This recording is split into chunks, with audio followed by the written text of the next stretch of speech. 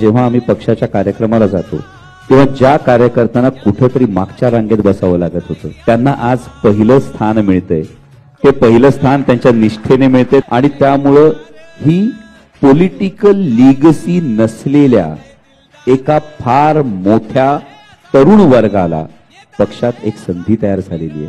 आणि मला असं वाटतं की आदरणीय पवार साहेबांनी ज्या पद्धतीने 99 साली जेव्हा पक्ष तयार झाला तेव्हा अशा अनेक तरुणांना संधी दिली ज्यांना आज आपण मोठमोठे नेते म्हणतो। आणि जसं आमचे प्रदेशाध्यक्ष जयंत पाटील साहेब कायम म्हणतात की विद्यार्थी जरी सोडून गेले तरी हेडमास्टर वही आहे आणि हेडमास्टर नवीन विद्यार्थी घडवण्याची ताकद ठेवतोय।